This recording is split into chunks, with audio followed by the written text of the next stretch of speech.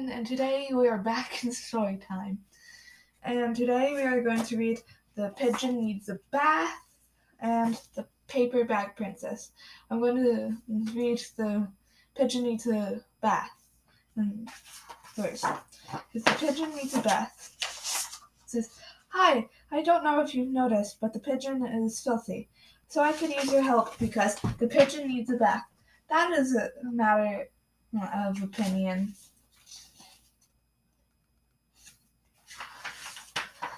What a kidder. I don't really need a bath.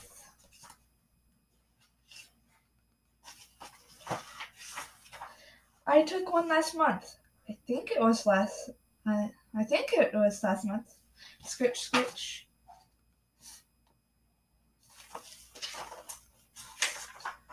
Clean, dirty. They're just words, right?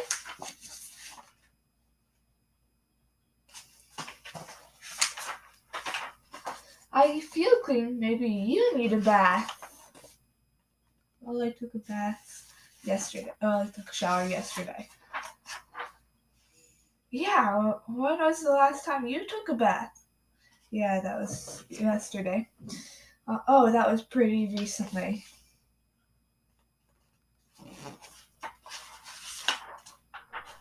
Life is so short. Why waste it on Life is so short. That's actually true. Why waste it on unimportant things? That's true. Like taking a bath. Taking a bath is important to life, honestly. What smell? I don't smell anything.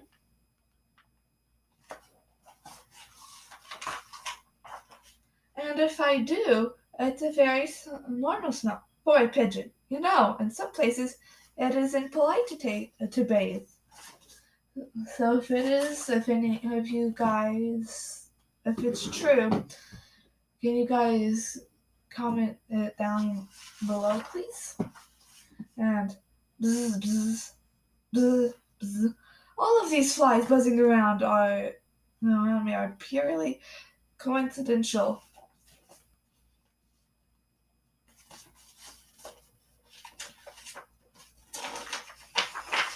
P.U. Yuck, let's get out of here. Take a bath, dude.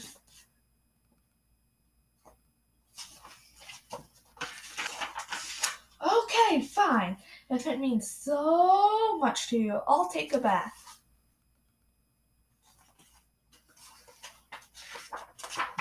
Whoa, I'm not gonna like this one bit.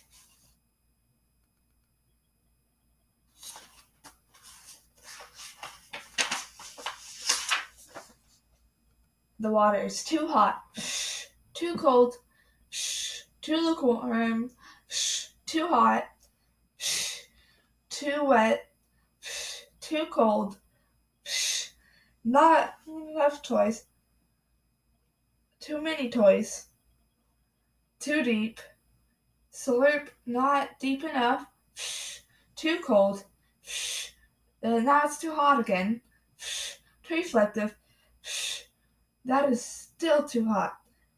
Well, I guess that is okay.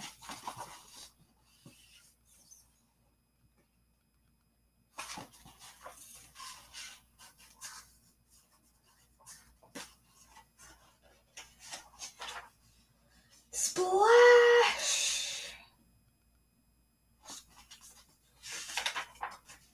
Hey, this is fun. Wash, wash, wash, washy. La la la, singing in the tub. This is life. I love bubbles.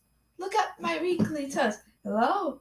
Hello? Hello? How are you? I'm fine. I'm a fish. I'm a fish.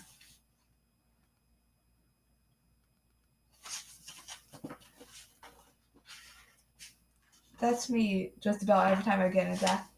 10 hours later. Can I stay in the tub forever?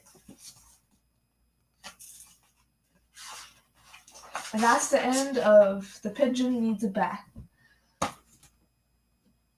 Now we are going to read The Paper Bag Princess. I love this book. Me and my mom do.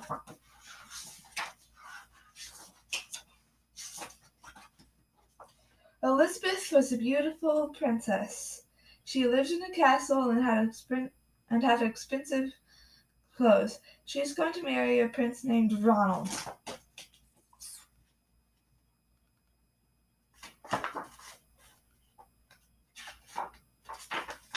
Unfortunately, a dragon smashed her castle, burned all her clothes with his fiery breath, and carried off Prince Ronald.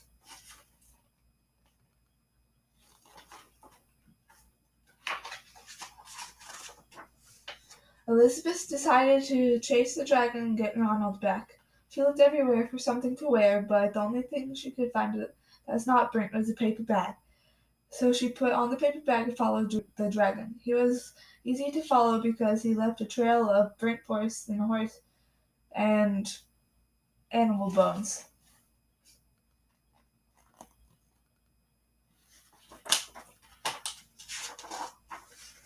Finally, Elizabeth came to a cave with a large door that had a huge knocker on it. She took hold of the knocker and banged on the door. The dragon stuck his nose out of the door and said, "Well, princess, I love to eat princesses, but I have already eaten the whole castle today. I am a very busy dragon. Come back tomorrow." He slammed the door so fast that Elizabeth almost got her nose caught. This story is by Robert Munch, and the art is by Michael Marchenko. I'm not sure if I'm saying that right, though. I'm sorry if I'm not. Elizabeth grabbed the knocker and banged on the door again. The dragon stuck his nose out of the door and said, "Go away. I love to eat princesses, but I have already eaten the whole castle today. I am a very busy dragon. Come back tomorrow." "Wait," shouted Elizabeth.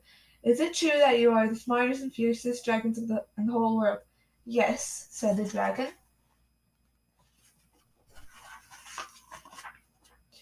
"Is it true," said Elizabeth, "that you can burn up 10 forests with your fiery breath?" "Oh, yes," said the dragon. And he took a huge deep breath and breathed out so much fire he burnt up 50 forests.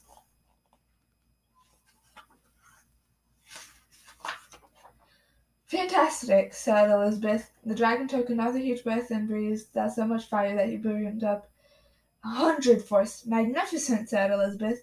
The dragon took out another huge breath, but this time nothing came out. The dragon didn't even have enough fire left to cook a meatball.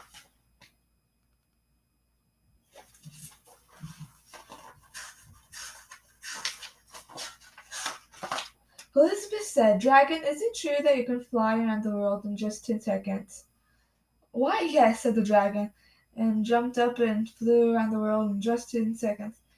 He was very tired when he got back, and Elizabeth shouted, "Fantastic! Do it again!"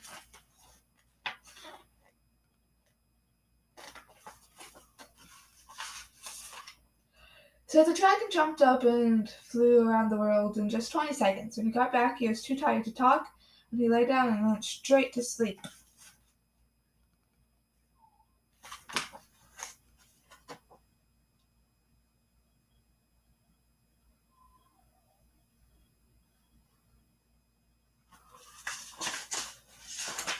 Elizabeth whispered very softly, hey dragon, hey hey dragon." The dragon didn't move at all.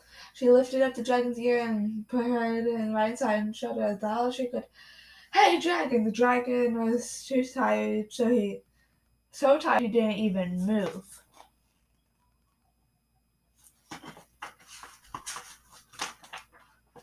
Elizabeth walked right over to the dragon and opened the door to the cave. There was Prince Ronald. He looked at her and said, "Elizabeth, you are a mess. You smell like ashes, your hair is all tangled, and you are wearing a dirty old paper bag. Come back to me when you are dressed like a real princess."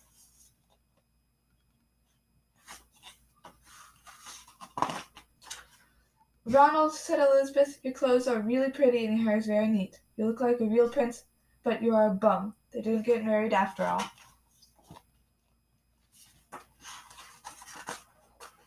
And that is the end of the story. And, um, I think we have time. We have time for one more, I think. Let's do Rosie Revere Engineer by Andrea Obidi, illustrated by David Roberts.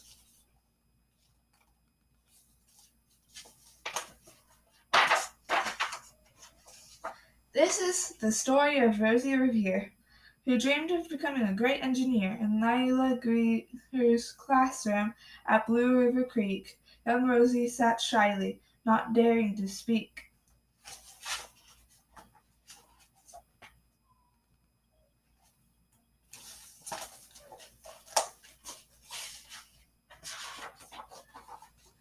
But when no one saw her, she peeked in the trash for treasures to add to her engineer's stash. And late at night, Rosie rolled up her sleeves and built in her hideaway under the eaves.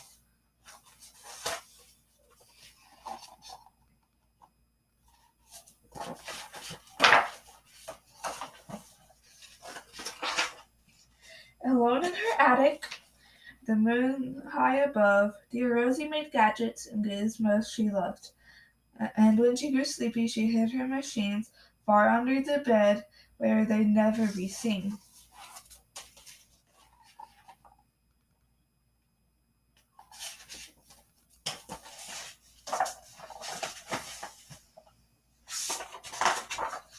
When Rosie was young, she had not been so shy. She worked with her hair, sweeping it over one eye, and she made fine inventions for her uncles and aunts, a hot dog dispense, her and helium plants.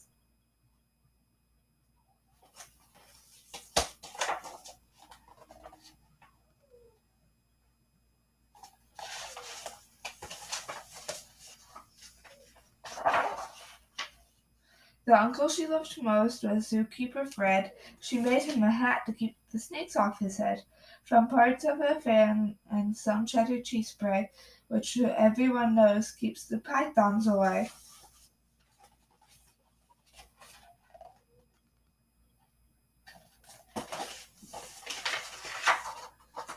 And when it was finished, young Rosie was proud, but Fred slapped his knee and chuckled out loud. He laughed till he wheezed, and eyes filled with tears, all to the horror of Rosie Revere, who stood there embarrassed, perplexed and dismayed. She looked at the cheese hat and then looked away. "I love it," Fred admitted. "Oh, I truly do," but Rosie Revere knew that could not be true. She stuck the cheese hat on the back of her shelf, and after that day, she kept her dreams to herself.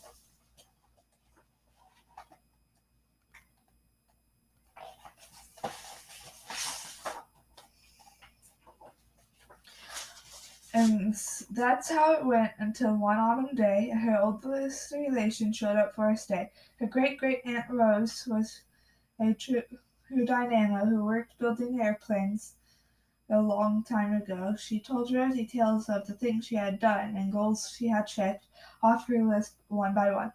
She gave a sad smile and looked to the sky. "The only thrill left on my list is to fly, but time never lingers as long as it seems. Well, I'll chalk that one up to an old lady's dreams."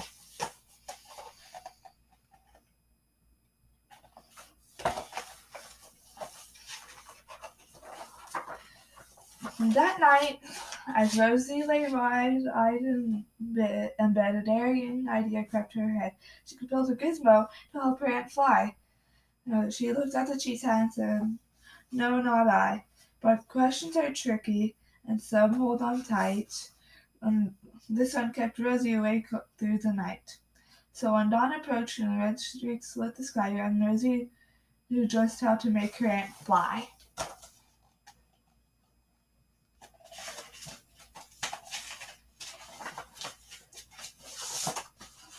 She worked and she worked, till the day was half gone. Then hauled her cheese copter out onto the lawn to give her invention a test just to see the ridiculous flop it might turn out to be.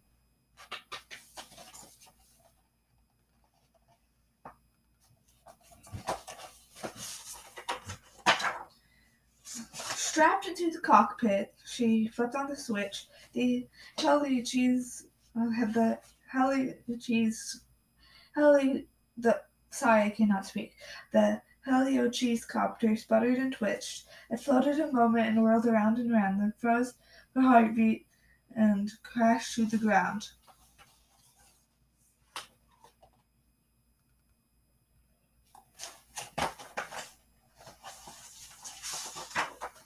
Then Rosie heard laughter and turned around to see the older woman laughing and slapping her knee. She laughed until she reached her eyes, and her eyes filled with tears all to the horror of Rosie Revere, who thought, "Oh no, never, not ever again will I try to build something to sputter or spin or build with a lever, a switch or a gear, and never will I be a great engineer."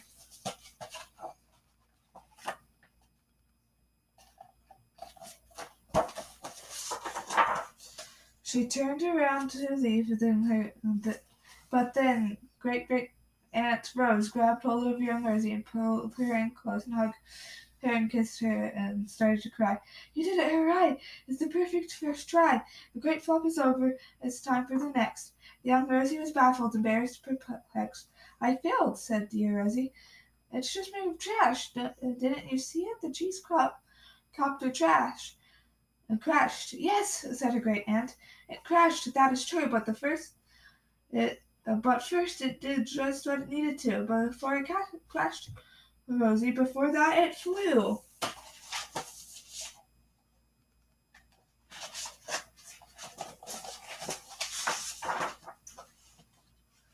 In 1784, Elizabeth Thibault became the first woman to fly a hot air balloon. The hot air balloon was called the Gustav, a, bl- a Bleriot monoplane, similar to the one flown by Harriet Quimby, the first woman to gain a pilot's license in the United States in 1911. E. Lillian Todd was the first woman to design airplanes in 1906. Um, Christian Four, known as a Ginny, flown by Bessie Coleman in 1922. A plane named Friendship, flown by Amelia Earhart to traverse the Atlantic Ocean in 1928. The Lockheed Vega 5B, used by Amelia Earhart to fly solo across the Atlantic Ocean in 1932. When Lynn Ripplemeyer was the first woman to pilot a Boeing 747 in 1980. Her brilliant first flop was a raging success. "Come on, let's get busy and get on to the next." She handed a notebook to Rosie Revere, and smiled as her aunt as it all became clear. Life might have its failures, but this was not it. The only true failure can come if you quit. That's true.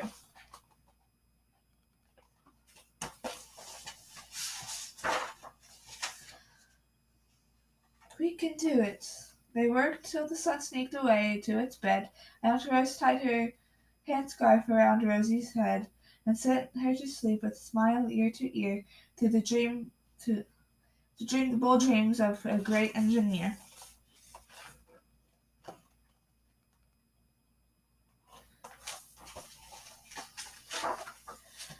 At Blue River Creek, all the kids in grade 2 build gizmos and gadgets and doohickeys too.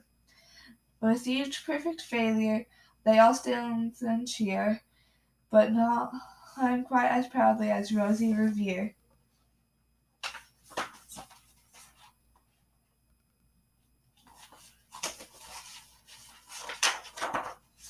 And that was the end of that story.